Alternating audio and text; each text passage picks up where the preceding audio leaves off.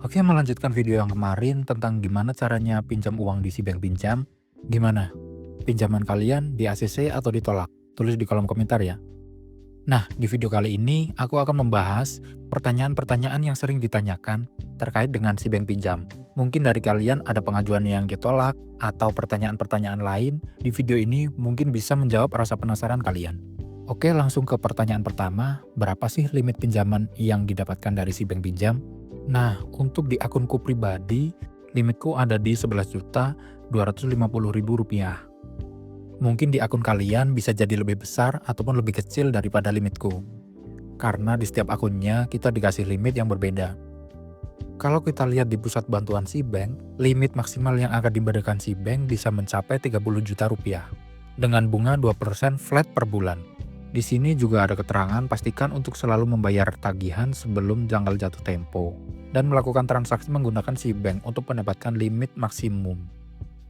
Yang artinya bisa jadi kalau kita melakukan pembayaran sebelum jatuh tempo dan sering melakukan transaksi menggunakan si bank, bisa jadi limit kita akan naik. Lanjut ke pertanyaan kedua, apakah saya bisa mengubah tanggal jatuh tempo dan tenor pinjaman si bank pinjam? Jawaban dari pusat bantuan si bank, kamu bisa memilih tenor saat proses pencairan. Namun, kamu tidak dapat mengubah tenor dan tanggal jatuh tempo pinjaman setelah pinjaman dicairkan. Yang artinya kita cuma bisa memilih tenor untuk jangka waktu 3 bulan, 6 bulan, ataupun 12 bulan. Untuk tanggal jatuh temponya sesuai dengan tanggal peminjaman kita. Seperti contoh kemarin, aku minjam di tanggal 4, yang berarti di bulan depan, aku harus membayar tagihan sebelum tanggal 4 ataupun maksimal tanggal 4. Pertanyaan selanjutnya, jika pinjaman si bank kalian ditolak, apa sih yang harus kalian lakukan? Jawaban dari si bank, kamu masih bisa mendaftar lagi setelah 30 hari ke depan. Untuk meningkatkan peluang keberhasilan, pastikan kamu bertransaksi lebih banyak dengan si bank, pastikan kamu tidak memiliki pinjaman yang telah lewat dari jatuh tempo pada fasilitas pinjaman lain. Yang berarti di poin pertama kita harus sering-sering melakukan pembayaran dengan menggunakan si bank. Nah, di poin kedua, apakah kalian punya pinjaman yang telat bayar ataupun gagal bayar di pinjaman lain? Coba diingat-ingat. Karena itu berpengaruh banget ditolak atau diterimanya pinjaman kalian di si bank. Sebenarnya tidak cuma di si bank aja, tapi di seluruh Bank Indonesia, kalau kalian pernah gagal bayar ataupun telat bayar di pinjaman lain, BI checking kalian kan otomatis jelek. Nah, dari data itulah bank mempertimbangkan pengajuan kalian ditolak ataupun diterima. Makanya selalu aku ingetin ke kalian buat selalu bijak dalam menggunakan pinjaman. Pertanyaan selanjutnya, apakah saya bisa meningkatkan limit si bank pinjam saya? Saat ini, si bank pinjam tidak memiliki fitur untuk mengajukan kenaikan limit. Namun, bank dapat menaikkan limit kamu berdasarkan performa pinjaman atau pembayaran si bank pinjam, serta beberapa kriteria lainnya sesuai kebijakan bank.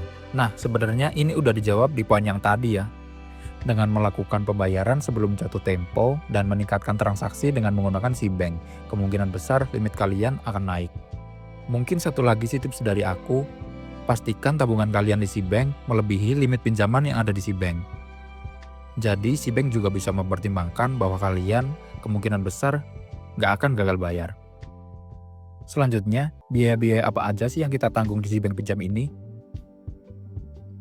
Yang pertama ada biaya bunga flat per bulan, jumlahnya 2%. Jumlah pembayaran bunga ini udah tertera kok sewaktu kalian memilih tenor 3 bulan, 6 bulan, ataupun 12 bulan.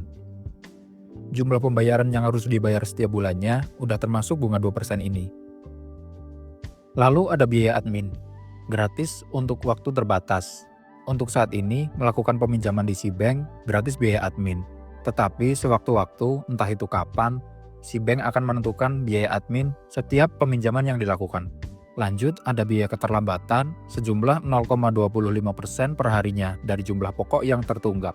Yang artinya, dari sisa pinjaman kalian dikali 0,25%, nah jumlah itulah yang harus kalian bayar setiap harinya ketika kalian telat bayar, sampai kalian melakukan pembayaran. Lanjut, untuk biaya stempel dan biaya layanan gratis.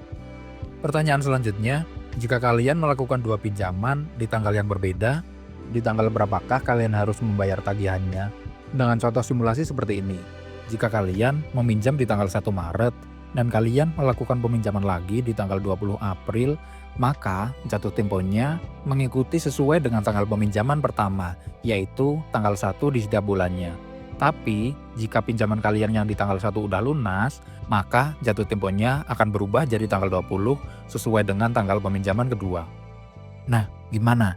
Masih ada pertanyaan-pertanyaan lain yang mungkin belum aku jawab? Silahkan tulis di kolom komentar. Sekian video kali ini. Jika video ini bermanfaat, klik like, dan jangan lupa klik subscribe untuk perkembangan channel ini. Terima kasih.